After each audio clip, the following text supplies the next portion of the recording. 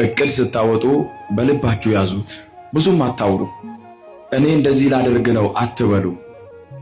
የልባችሁን ከእግዚአብሔር ጋር አውሩና አድርጉ። ሰይጣን የሚሰማው ያወራችሁትን እንጂ ያሰባችሁትን አይደለም።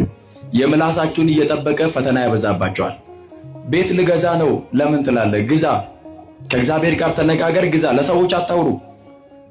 ስራ ሊጀምር ነው ለምን ንገረው ለእግዚአብሔር። መጀመሪያ ቤተ ክርስቲያን መጣችሁ ከእግዚአብሔር ጋር ተነጋገሩ። እግዚአብሔር የልባችሁን ያውቃል። ከዚያ በኋላ እንደዚህ ላደርግ ነው፣ ወጥመድ ይበዛዋል። እንደዚህ ሊሰራ ነው፣ እንቅፋቱ ብዛቱ፣ ፈተናው ብዛቱ። የልቤ የምትሉ ሰው እንቅፋት እያዘጋጀላችሁ እስኪመስላችሁ ድረስ ፈተናው ይበዛል። ለምን መሰላችሁ? አወራችሁ፣ ሰይጣን ሰማ፣ አዘጋጀው። ዝም ብላችሁ ስሩ። ጠብቁ፣ በልባችሁ ያዙ፣ በልባችሁ።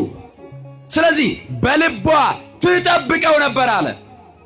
በልቧ እየጠበቀች ለዚህ ለዘላለም አምላክ፣ ለዚህ እግዚአብሔር፣ ለዚህ ፈጣሪ ለተወለደው ሕፃንም ንጉስም የነገስታት ንጉስ ለሆነው ሁሉም እየመጡ ሲሰግዱለት በልቧ ትጠብቀው ነበር። ስለዚህ እመቤታችን ድንግል ማርያም የአምላክ እናት ናት። የማን እናት ናት?